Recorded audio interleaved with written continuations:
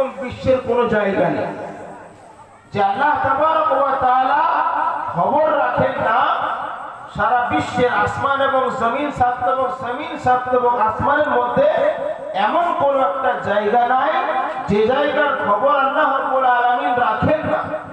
এমন কি বলা হয়েছে যে সাত এবং জমিনের নিচে অমাবস্যার রাত্রিতে ঘোর অন্ধকার রাত্রি, এইরকম ঘোর অন্ধকার রাত্রিতে যদি সাত এবং জমিনের নিচে একটা কালো পাথরের ভিতরে একটা পিঁপড়ে চলাচল করে, কালো পিঁপড়ে, অমাবস্যার রাত্রি সাত এবং জমিনের নিচে একটা কালো পাথরের ভিতরে একটা পিঁপড়ে যদি চলাচল করে, আমার আল্লাহ রাব্বুল আলামিন সেই পিঁপড়ের পায়ের আওয়াজটাও শুনতে পায়। জোরে বলুন সুবহানাল্লাহ।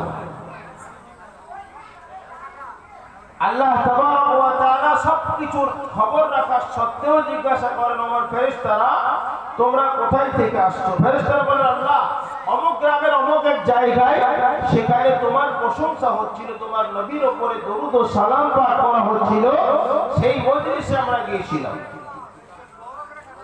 আল্লাহ রাব্বুল আলামিন বলেন, আচ্ছা বলো তো, তারা কি কোনোদিন আমাকে দেখেছে আমার প্রশংসা করে? তারা আমার প্রশংসা করছিল, তো তারা কি কোনোদিন আমাকে দেখেছে? আমার প্রশংসার যোগ্যতা তারা কিভাবে রাখলো? তারা যে আমার প্রশংসা করে, আমাকে তো তারা কোনোদিন দেখেনি। আল্লাহ পাক রব্বুল আলামিনের ফেরেশতারা তখন ডাক দিয়ে বলেন, মাবুদ,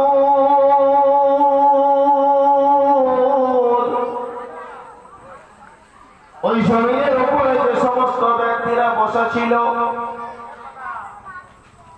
আয় আল্লাহ, তারা কোনোদিন তোমাকে দেখে নাই, তোমার সুরত কেমন তারা বোঝে না, জানে না। তোমার নবী যখন হাদিসে পাকের মধ্যে বলে দিয়েছে আল্লাহ রাব্বুল আলামিনের অস্তিত্ব তারা বিশ্বাস করেছে, কিন্তু তোমাকে কোনোদিনও তারা চোখে দেখে না। আল্লাহ তখন বলেন, আমার ফেরেশতারা তোমরা শোনো শোনো, যদি আমাকে না দেখে তারা প্রশংসা এত বেশি করে, যদি আমাকে তারা দেখতো তাহলে কি হতো বলো? ফেরেশতারা ডাক দিয়ে বলেন, মাবুদ, তারা না দেখে এত বেশি প্রশংসা করে, যদি তারা দেখে নিত, তোমাকে যদি তারা সচক্ষে দেখে নিত, তোমার চেহারা যদি তারা কোনোদিন একদিন সচক্ষে দেখে নিত, আয় আল্লাহ, তারা এত বেশি প্রশংসা করতো, এত বেশি প্রশংসা করতো, তারা দুনিয়ার জীবন যাপনটাই ভুলে যেত। দুনিয়ায় তারা খানা পিনা ছেড়ে দিত, তারা রুজি রোজগার ছেড়ে দিত, তারা শুধু প্রশংসায় লিপ্ত থাকতো। আল্লাহ বলেন, বান্দা ও আমার ফেরেশতারা তোমরা শোনো শোনো, ওই আমার বান্দাগুলো কিসের আশায় বসেছে বলো?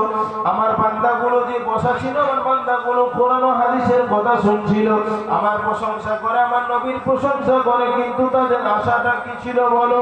তাদের মনের মধ্যে আকাঙ্ক্ষাটা কি ছিল? তাদের মনের মধ্যে কি তাদের মনের মধ্যে আকাঙ্ক্ষা, আশা রয়েছে? আল্লাহ রাব্বুল আলামিন যখন জিজ্ঞাসা করেন, ফেরেশতারা বলেন, মাবুদ, তারা তোমাকে কোনোদিনও দেখেনি, তোমার প্রশংসা করে, কিন্তু তাদের মনের মধ্যে একটা আকাঙ্ক্ষা, আশা রয়েছে, তাদের মনের মধ্যে একটা বাসনা, কামনা আছে। আল্লাহ বলেন, সেই বাসনা কামনাটা কি? আল্লাহ বলেন, যে সঙ্গে সঙ্গে ফেরেশতারা জবাব দেয়, আয় আল্লাহ, তাদের মনের মধ্যে কামনা, বাসনাটা হলো তোমার সুন্দর জান্নাত। তোমার জান্নাতে তারা যেতে চায়, তোমার জান্নাতের কামনা বাসনা করে, তোমার জান্নাতে তারা ঢুকতে চায়, জান্নাতের বাসিন্দা হতে চায়। আল্লাহ বলেন, ও আমার ফেরেশতারা তোমরা শোনো শোনো, তারা জান্নাতের তামান্না করে, জান্নাতের বাসনা করে, কিন্তু তারা কি কোনোদিনও জান্নাত দেখেছে বলো? জান্নাত কি সুখময় জায়গা? জান্নাত কি আনন্দের জায়গা? জান্নাত কি ভালো জায়গা? জান্নাত কি তোমার সুখময় জায়গা? জান্নাতের তারা শুধুমাত্র বয়ান শুনেছে, কিন্তু জান্নাত তারা কোনোদিন তাদের নিজে চোখে দেখে নাই। ও আমার ফেরেশতারা তোমরা শোনো শোনো, তারা কি জান্নাত কোনোদিন দেখেছে বলো? ফেরেশতারা ডাক দিয়ে বলেন, মাবুদ, তারা তো কোনোদিনও জান্নাত দেখে নাই। যদি তারা জান্নাত দেখে নিত, জান্নাতের তামান্না এত বেশি হতো, জান্নাতের আশাটা তাদের এত বেশি হতো, জান্নাতের আশাটা তাদের এত বেশি থাকতো যে তারা দুনিয়াতে নিজের জীবনযাপন ছেড়ে দিত, বিবি বাচ্চা কোনো কিছু তাদের মনে থাকতো না, দুনিয়ায় জীবিকা অর্জন করার সময় তাদের থাকতো না, তাদের জান্নাত কামাই করার উদ্দেশ্যে তারা পিছনে লেগে পড়তো।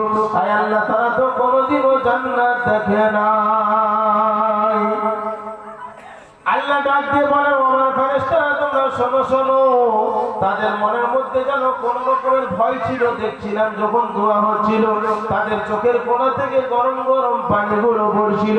তারা কাকতি মিনতি করে তারা কোন জিনিস থেকে আমার কাছে পানা চাইছিল, কোন জিনিস থেকে তারা পরিত্রাণ চাইছিল।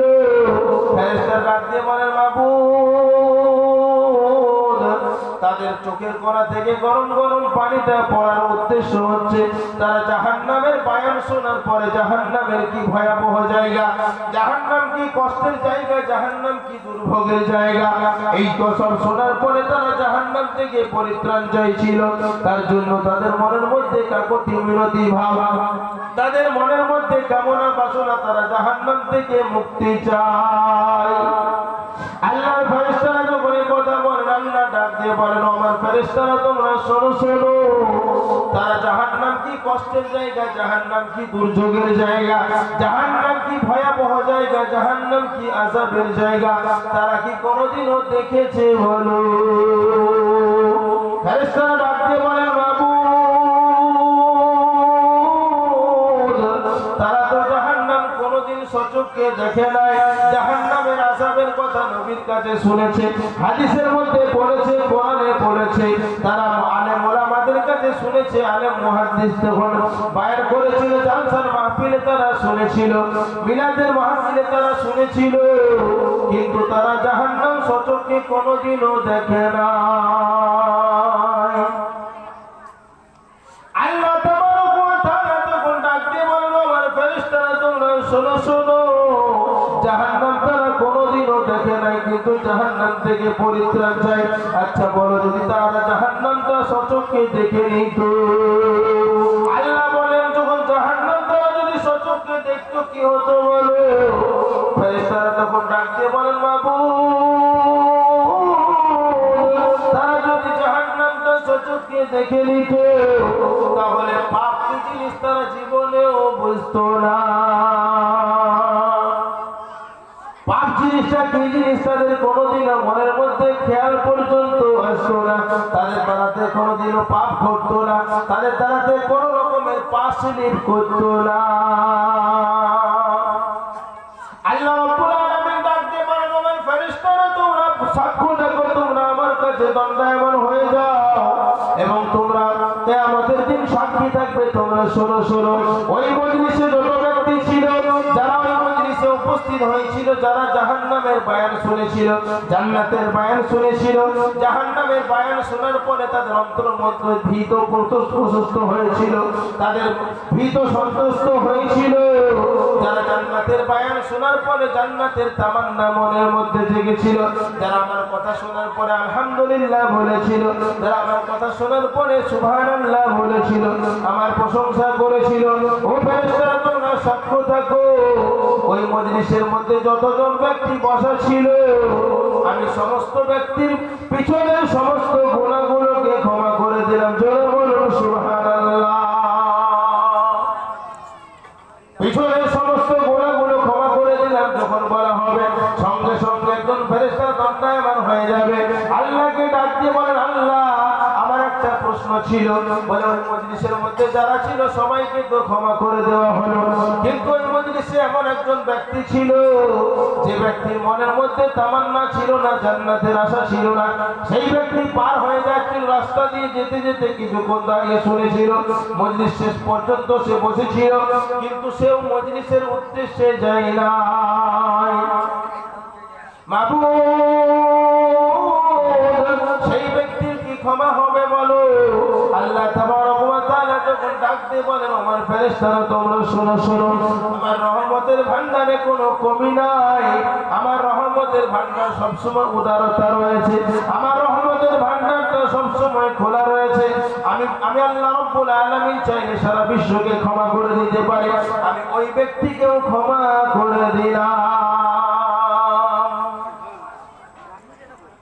আল্লাহ তাবারক ওয়া তাআলা এই মজলিসটার এত বেশি গুরুত্ব দিয়েছেন।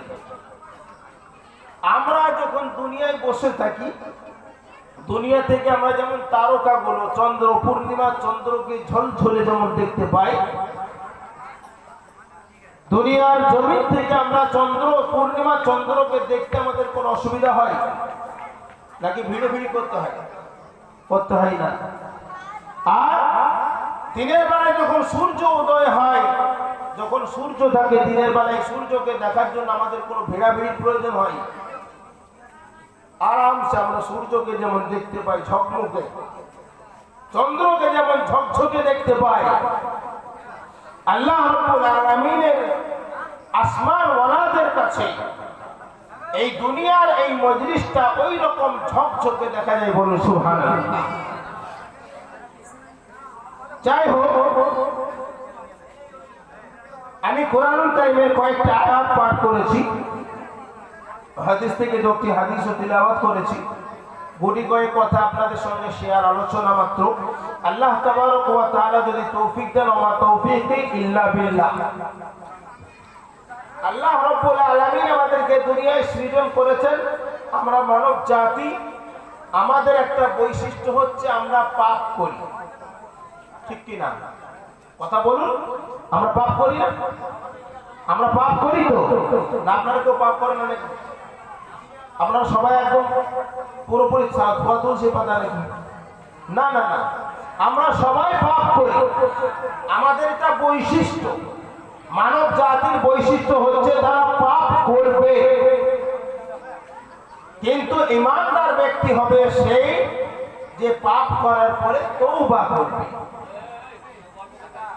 কারণ হাদিসে পাকের মধ্যে রয়েছে আত-তাইবু মিনাজ যামবি কামান লা যামবা লা। তওবাকারী এইরকম একজন ব্যক্তি, আত-তাইবু মিনাজ যামবি, যখন সে কোনো গুনাহ থেকে তওবা করে, কামান লা যামবা লা, সে যেন কোনো গুনাহই করে। আর আমরা গুনাহ করব, এটা আমাদের বৈশিষ্ট্য। নবী সাল্লাল্লাহু আলাইহি সাল্লাম বলেছেন কুল্লুকুম খাত্তাউন, আমরা সকলেই ভুল করি, খাতা করি, গুনাহ করি, পাপ করি। কুল্লুকুম খাত্তাউন ওয়া খায়রুল খাত্তাইন আত-তাওয়াবুন। কিন্তু ভুলকারী, ভুল আমরা করি, আমরা যেমন গুনাহগার, তো সবথেকে ভুলকারী সেই হচ্ছে উত্তম ভুলকারী যে কি করে? তওবা করে।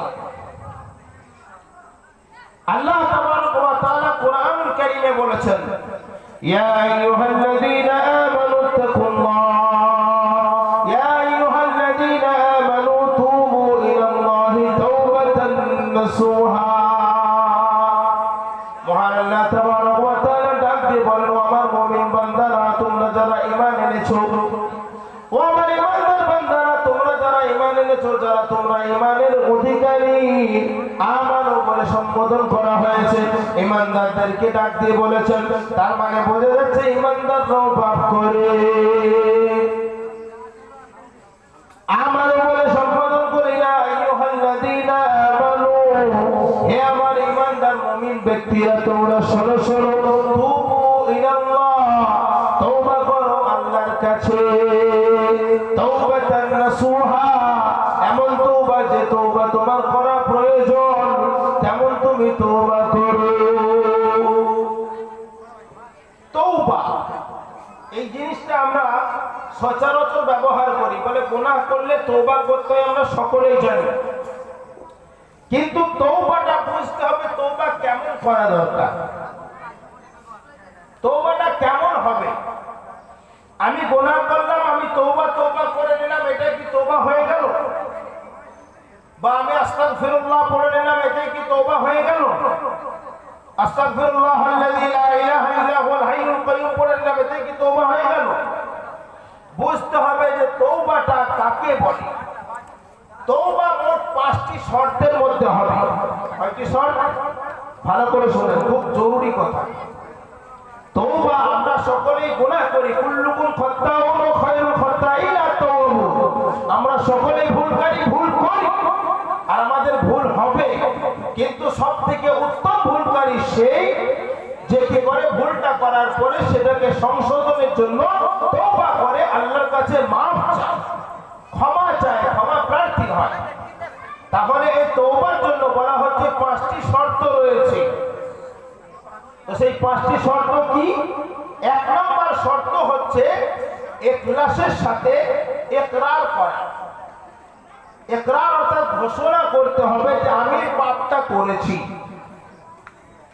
তওবা মানে এরকম নয় যে আল্লাহর কাছে গেলাম, আল্লাহ তওবা তওবা আমি ভুলটা করেছি আর আমি করব না, আল্লাহ ক্ষমা করে দাও, এটা তওবা নয়।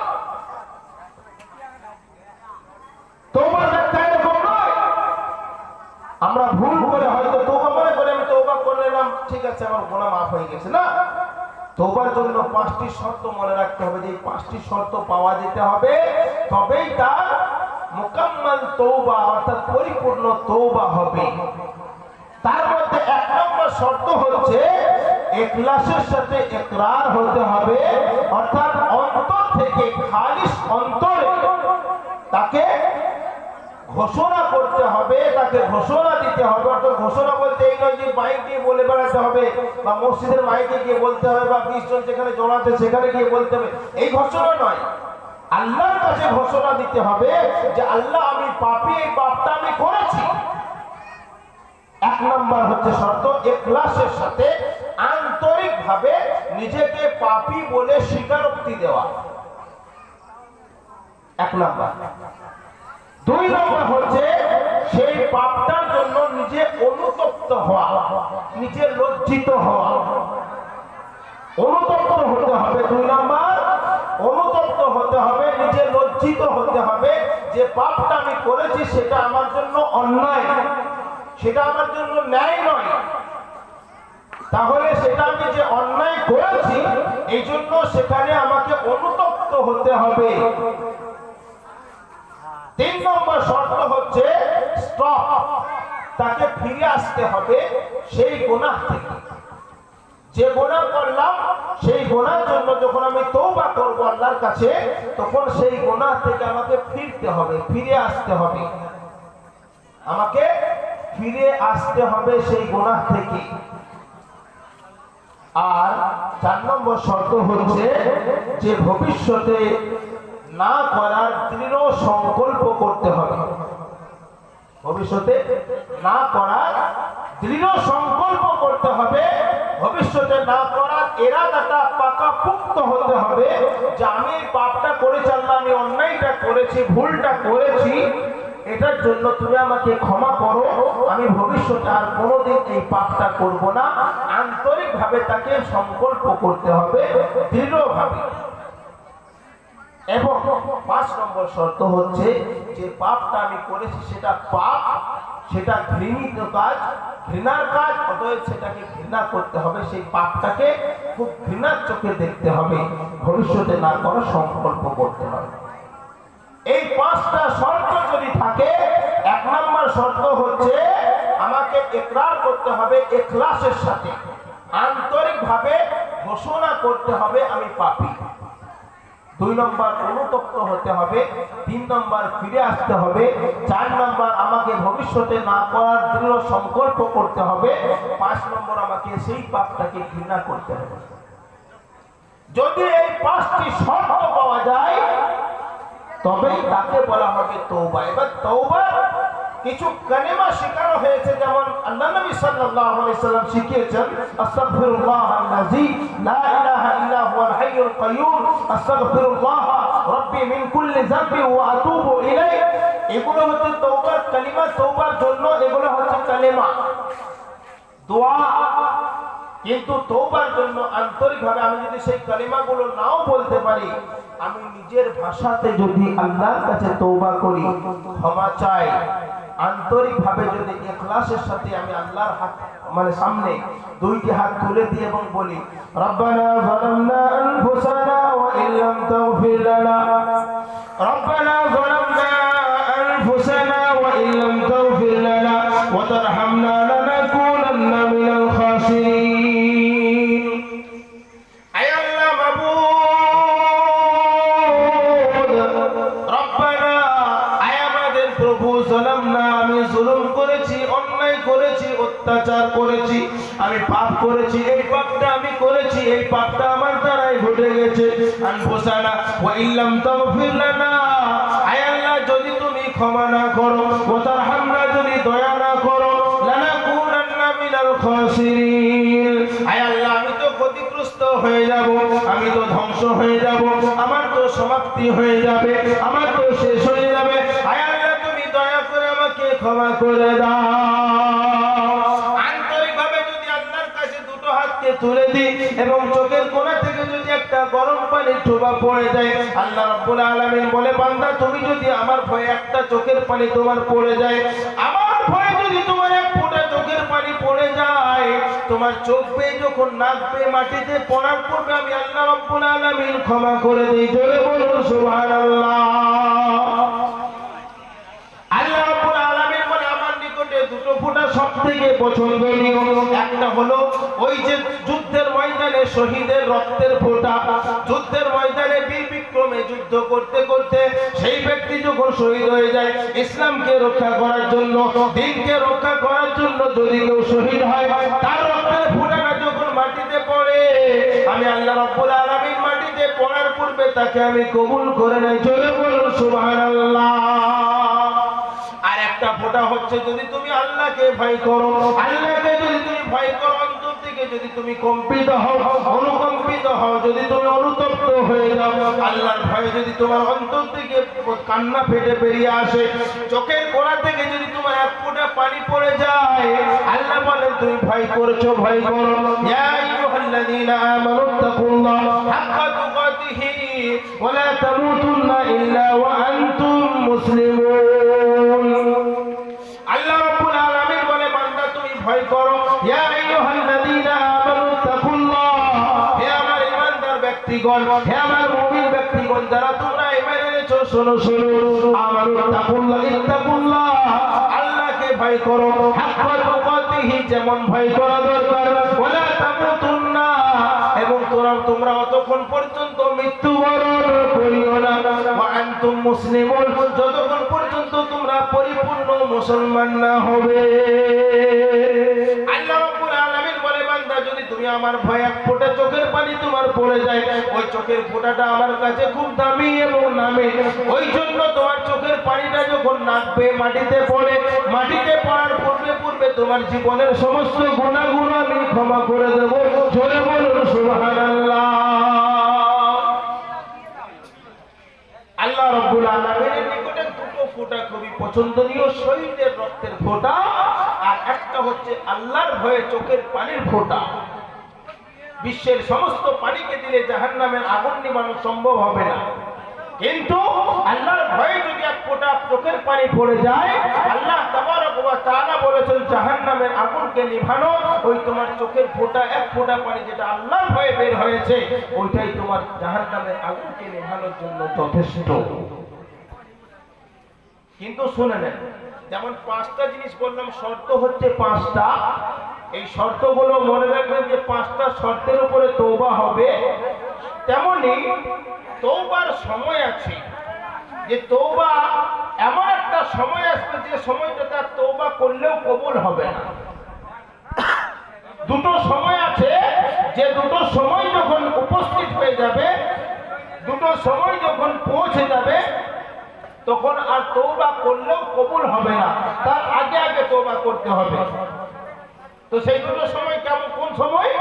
এক নম্বর সময় হচ্ছে যে বাদাল গরগরা, বাদাল গরগরা, যখন হালাকে জানটা চলে আসে, যখন আজরাইলকে দেখে ফেলে, যখন মৃত্যুর সময় ঘনিয়ে যায়, যখন তার মৃত্যু মুখে পতিত হয়ে যায়, যখন মৃত্যু তার ঘনিয়ে আসে, সেই সময়টাতে তার আর তওবা কিন্তু কবুল হবে না, যতই তওবা করুক। ফিরাউনের তওবা কবুল হয়েছিল। হযরত মুসা নবিয়ানা আলাইহিস সালাতু ওয়াস সালাম যখন ফিরাউনকে দাওয়াতের জন্য গিয়েছিলেন, হযরত মুসা নবিয়ানা আলাইহিস সালাতু ওয়াস সালাম যখন লোক লস্কর গুছিয়ে গুছিয়ে যখন কিছু মানুষকে মুসলমান করে নিয়েছে, এমন অবস্থায় ফিরাউন তখন আর মেনে নিতে পারে না। ফিরাউন তখন মুসার পিছনে লেগেছে, বলে মুসাকে এবার মারতে হবে, মুসাকে এবার তাড়তে হবে, মারতে হবে, ওকে আর দুনিয়াতে জীবিত রাখা যাবে না। তার জন্য যখন লোক লস্কর ঠিক করে নেওয়া হলো, ষড়যন্ত্র তৈরি করা হলো, যখন রাত্রিবেলায় ষড়যন্ত্র করা হলো, মূসাকে আগামীকাল কি করা হবে, ওকে খাওয়া করা হবে এবং তাকে মেরে ফেলা হবে। তার সঙ্গে যত সাথীবৃন্দ রয়েছে সমস্ত মানুষকে কি করা হবে, কেটে ফেলা হবে, সবাইকে মেরে ফেলা হবে, দুনিয়া থেকে নিস্তেনাবুদ করে দেওয়া হবে। পরিকল্পনা যখন হয়ে গেল, মূসা আলাইহিস সালাতু ওয়াস সালামের কাছে যখন খবর চলে গেল যে ফিরআউন তোমাকে মারার জন্য কি লোক লস্কর রেডি করেছে, যুদ্ধের সামান তৈরি করেছে, তোমাকে এবার মারতে আসবে। রাতারাতি হযরত মূসা আলাইহিস সালাতু ওয়াস সালাম সাথীদেরকে নিয়ে যখন রওনা দিল, পিছনে ফিরআউনের লস্কররাও খবর পেল, তারা তখন পিছনে ধাওয়া করতে শুরু করলো। মূসা আলাইহিস সালাতু ওয়াস সালাম যখন সামনে যায় এবং ফিরআউনের লস্কররা পিছনে যায়, ধাওয়া করে, ছুটতে থাকে, ধরা পায় না। এক পর্যায়ে কি হলো, লোহিত সাগর সামনে পড়ে গেল। মূসা আলাইহিস সালাতু ওয়াস সালামের সাথীবৃন্দরা বলে, মূসা এবার কি হবে বলো। পিছনে ফিরআউনের লস্কর এবং সামনে তো লোহিত সাগর, কেমন ভাবে পানি দেবো, পানিতে তো ঠাসাই রয়েছে, পানিতে ছাপান পানি রয়েছে, এই সময়ে কেমন ভাবে আমি কি করি নদীটা পার হয়, আর যদি আমরা পার হতে না পারি আমাদেরকে কি করবে ফিরআউনের লস্কর এসে খতম করে দেবে। হযরতে মূসা নবী আলাইহিস সালাম হাত তুলে দিলেন, আয় আল্লাহ, আয় মাবুদ, আজকের দিনে তুমি যদি আমাকে রক্ষা না করো, আল্লাহ কেউ আমাকে রক্ষা করতে পারবে না। একমাত্র আশা এবং ভরসা তো তুমি। আল্লাহ রাব্বুল আলামিন ওহীর পথে জানিয়ে দিলেন, মূসা তুমি কি করো, তোমার হাতে যে লাঠিটা রয়েছে, লাঠিটাকে লোহিত সাগরের মধ্যে মারো, লোহিত সাগরের মধ্যে মেরে দাও, দেখো রাস্তা তৈরি হয়ে যাবে। রাস্তা যখন তৈরি হয়ে গেল, 12টি বড় বড় রাস্তা, হাই রোড তৈরি হয়ে গেল। মূসা তার লোক লস্কর নিয়ে যখন পার হতে শুরু করলো, মূসা আলাইহিস সালাতু ওয়াস সালাম যখন মাঝখানে লোহিত সাগরের মাঝখানে পৌঁছে গেছে, ফিরআউনের লস্কর তখন পাড়ে এসে হাজির হয়েছে। এরা বলে, কি করি এবার, নামি না কি করি বলো। এমন অবস্থায় যখন তারা নেমে গেল এবং মাঝখানে যখন পৌঁছে গেল, মূসা আলাইহিস সালাতু ওয়াস সালাম এবং লস্করেরা যখন উপরে উঠে গেল, সঙ্গে সঙ্গে আল্লাহর হুকুম হলো, কি করলো, পানিকে বললো তুমি নিজ গতিতে চলে যাও। পানি যখন আবার বিস্তার হয়ে গেল, 12টি রাস্তা যখন বন্ধ হয়ে গেল, ফিরআউন তখন লোক লস্কর সহ তখন হাবুডুবু খেতে লেগেছে। এমন অবস্থায় ফিরআউন যখন কি বলে, যখন গলা পর্যন্ত ডুবে যায়, যখন চুবায় এবং পানি খেতে শুরু করে, ফিরআউনকে যখন ওই লোহিত সাগরে চুবানো হচ্ছিল, আল্লাহকে তখন ডাক দিয়ে বলেন, মূসা আলাইহিস সালাতু ওয়াস সালামকে তখন ডাক দিয়ে বলেন, হে মূসা, আমি তোমার খোদার উপরে ঈমান আনলাম, আমি তোমার খোদাকে বিশ্বাস করি, তোমার খোদাকে আমি খোদা বলে বিশ্বাস করলাম। হে মূসা, তোমার দ্বীনের উপরে আমি ঈমান আনলাম। সেই সময় কিন্তু আল্লাহ ডাক দিয়ে বলেছিল, ফিরআউন তোমার সময় চলেছে, তোমার সময় চলে গেছে, আর তোমার তওবা কবুল করা হবে না। বাদাল গারগারা, এমন ভাবে যখন বাদাল গারগারা অর্থাৎ যখন হুলকুমে যখন জানটা চলে আসবে, যখন তার মৃত্যু সময়টা পতিত হয়ে যাবে, মৃত্যু সময় কাছে যাবে, ঘনিয়ে যাবে, সেই সময়ে তওবা করলেও আর কবুল করা হবে না, কবুলিয়াতের যোগ্যতা রাখবে না। কারণকে যখন আল্লাহর নবী মূসা আলাইহিস সালাতু ওয়াস সালাম যখন বললেন যে তুমি কি করো, মানে যাকাত দাও, কারণ বলে আমি আমার নিজের বুদ্ধিমত্তা দিয়ে, আমার নিজের মানে পার্সোনালিটি দিয়ে, আমার নিজের ক্ষমতায়, নিজের যোগ্যতা দক্ষতায় আমি এত মান অর্জন করেছি, আমি কেন তোমার খোদাকে যাকাত দেব। মূসা আলাইহিস সালাতু ওয়াস সালাম বলে, আল্লাহর গজব আসবে, যদি গজব আসে বলে তুমি নিয়ে এসো না গজব। আল্লাহ রাব্বুল আলামিন যখন গজব দিয়েছেন কারুনকে, তো কারুনকে গজব যখন দিল, তখন কি হলো, মাটিতে সে কি করলো, ধসতে শুরু করেছে, মাল জান সহ মাটিতে ধসতে শুরু হয়েছে। আমরা সকলে ঘটনা বলে জানি, টাচ দিচ্ছেন। তো মাটিতে যখন ধসতে শুরু করেছে, যখন হাঁটু পর্যন্ত বেঁধে গেছে, তখনও পর্যন্ত মনে করে আমি উঠে পড়বো, তখনও কিছু বলে না। যখন কোমর পর্যন্ত বেঁধেছে, তখনও মনে করে আমি বেঁচে যাব। যখন গলা পর্যন্ত কেটে গেছে তখন বলে মুসা তোমার আল্লাহর উপর আমি ঈমান আনলাম এবং আমার যত মাল আছে আমার জান মাল তোমার আল্লাহর উপর সব কুরবান করে দাও, তোমার আল্লাহকে সুপর্দ করে দিলাম, তুমি আমাকে বাঁচাও। সেই সময় কিন্তু তাকে তওবা করা, তার তওবা কবুল করা হয় নাই। সেই সময়ে তার তওবা কবুলিয়াতের যোগ্যতা রাখে নাই। আল্লাহ রাব্বুল আলামিন বলেন বাদাল গারগারা, যখন মৃত্যু মুখে পতিত হবে কেউ, যখন মৃত্যু তার ঘনিয়ে আসবে সেই সময় তার আর তওবা কবুল করা হবে না, কবুলিয়াতের যোগ্যতা রাখবে না। আরেকটা সময় তওবা কবুল হবে না, বাদা তুলুইশ শামসি মিন মাগরিবিহা, যখন পশ্চিম দিকে সূর্য উদিত হয়ে যাবে তখন আর তওবা কবুল করা হবে না। দুটো জায়গায় খেয়াল রাখবো, একটা হচ্ছে মৃত্যুর সময় আসার আগে আগে আমাকে তওবা করতে হবে, তওবা 5টা শর্তের উপরে করতে হবে, আর তওবাটা মৃত্যু আসার আগে আগে করতে হবে। আর দ্বিতীয়ত হচ্ছে কিয়ামতের দিন শুরু হওয়ার আগে আগে আমাকে তওবা করতে হবে, তাহলে তওবা কবুলিয়াতের যোগ্যতা রাখবে। তওবা যদি কবুল হয়ে যায় আল্লাহ রাব্বুল আলামিনের নিকটে যদি ইখলাসের সাথে আল্লাহর কাছে তওবা করতে পারি, ইখলাসের সাথে যদি আল্লাহর সম্মুখে দণ্ডায়মান হতে পারি, দুটি হাত যদি আমি কাকতি মিনতি করে যদি বিনয়ের সাথে নম্রতার সাথে যদি আল্লাহর সামনে ফেলে দিতে পারি, আমার মনের মধ্যে আকাঙ্ক্ষা আশা তামান্না আরজুটা যদি আমার তওবার হয়ে যায় আল্লাহ কবুল করে নিতে পারে। বানি ইসরাইলের একজন ব্যক্তি, বানি ইসরাইলের একজন যুবক হযরত আবু সাঈদ খুদরি রাদিয়াল্লাহু আনহু, বুখারী এবং মুসলিম শরীফের হাদিস, আল্লাহর নবী সাল্লাল্লাহু আলাইহি ওয়াসাল্লাম বলেছেন যে বানি ইসরাইলের একজন যুবক সে খুনি, বিনা দোষে 99 জনকে সে খুন করেছে, বিনা দোষে 99 জনকে সে হত্যা করেছে।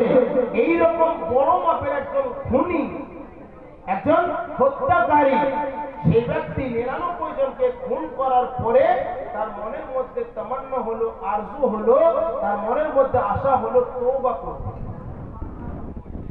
তো তওবা করলে কি কবুল হবে?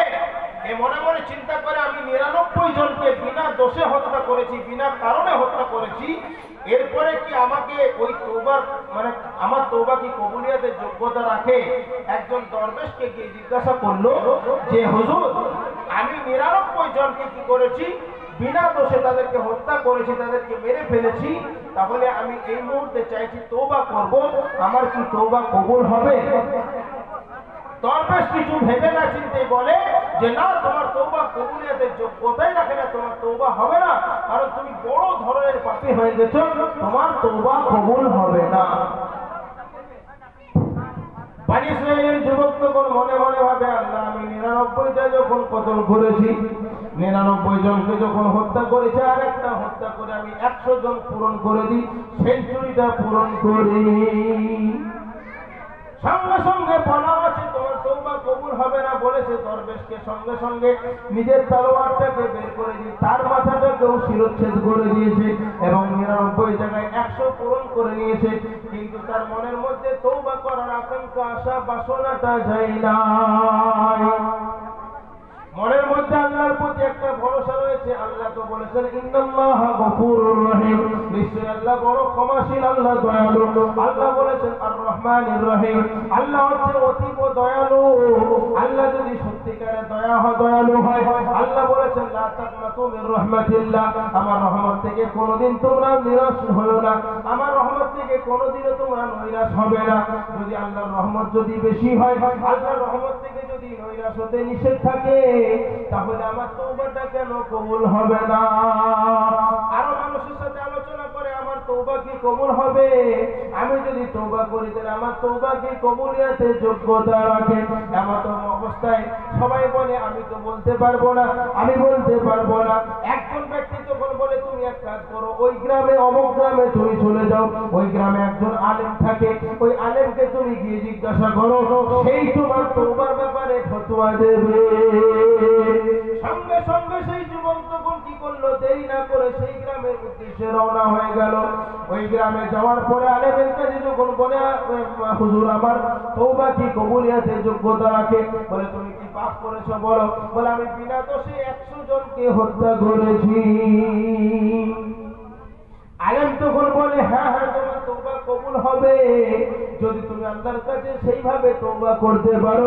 তওবা যেমন ভাবে করতে বলা হয়েছে, আল্লাহ পাক কোরআনুল কারীমে বলেছেন ইয়া আইয়ুহাল্লাযীনা আমানু তুবু ইলাল্লাহি তাওবাতান নাসুহা। হে আমার মুমিন ব্যক্তিগণ, ঈমানদার ব্যক্তিগণ, তোমরা তওবা করো, তওবার মতো তওবা করো, যেমন ভাবে তাওবাতুন নাসুহা করো। তওবা করলে আত্তাইবু মিনাজ যামবি কামাল্লা জামবালা। যদি কেউ তওবাকারী সত্যিকার অর্থে তওবা করতে পারে তাহলে সে যেন কোনো গুনাহ করে নাই।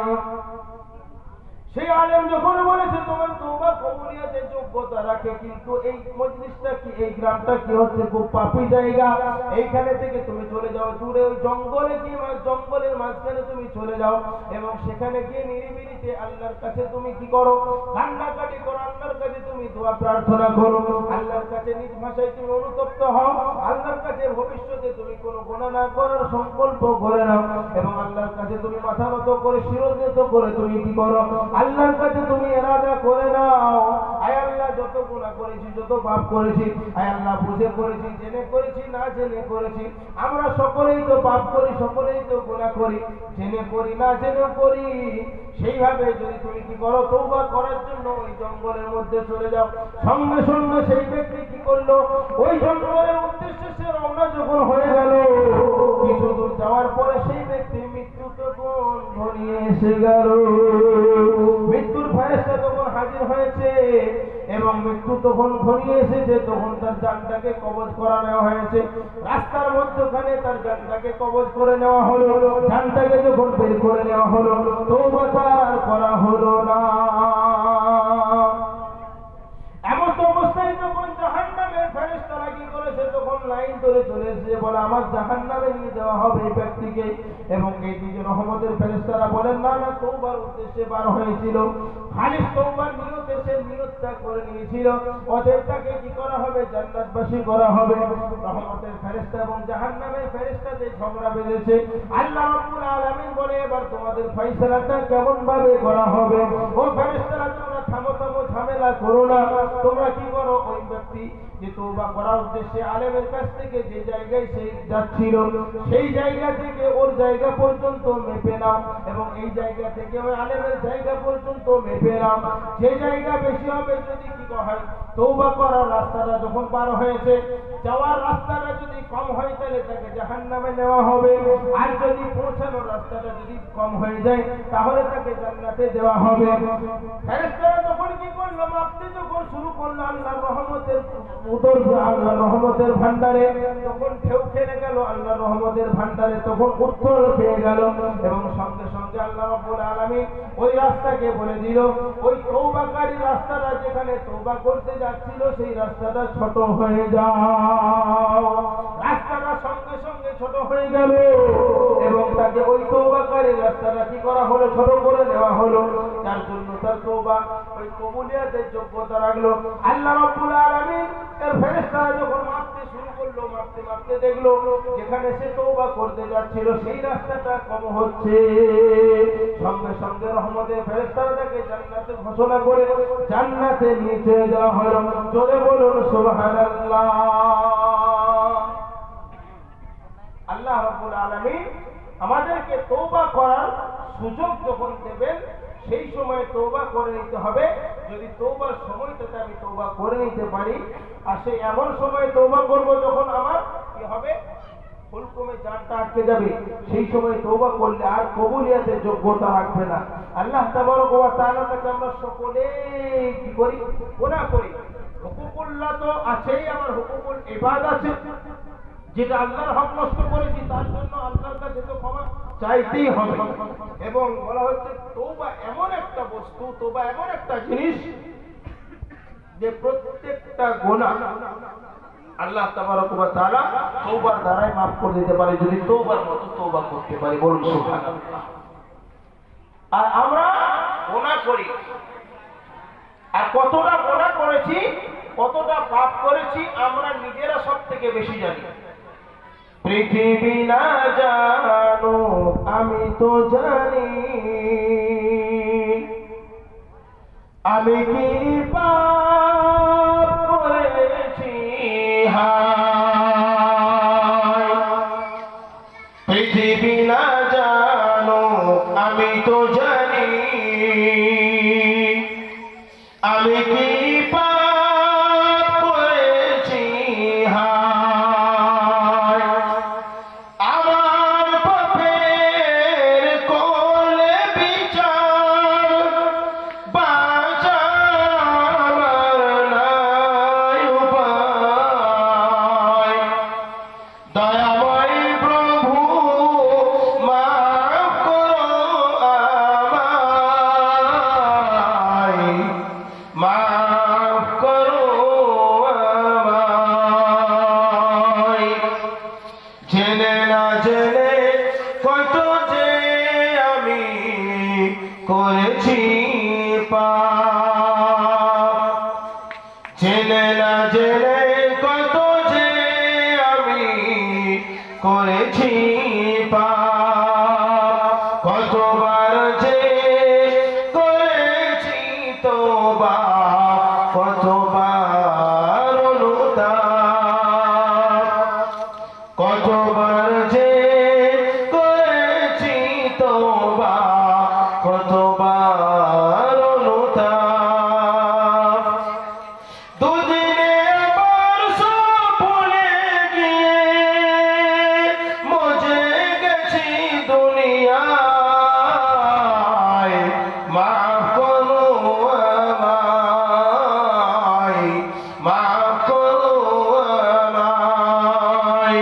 পৃথিবী না জানো আমি তো জানি, আমি কি পাপ করেছি হায়।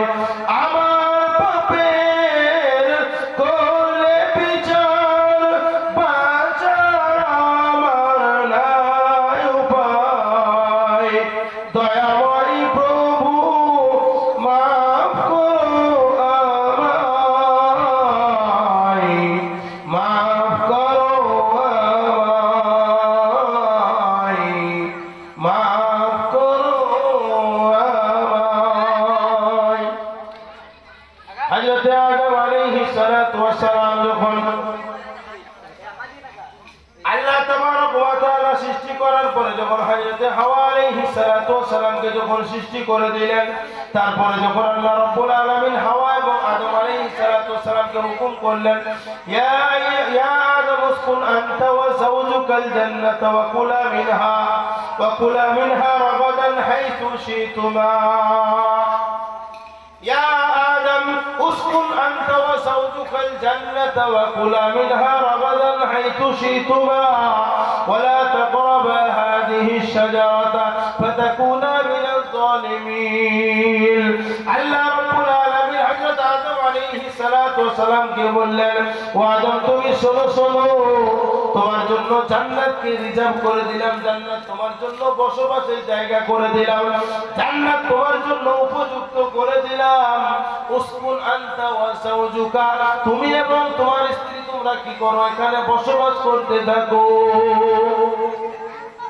জান্নাতা ওয়া কুলা মিনহু ওয়া মিনহা রাগাদান হাইথু শিতুমা রাগাদান হাইথু শিতুমা ওয়া লা তাকরাবা হাযিহি শাজারা।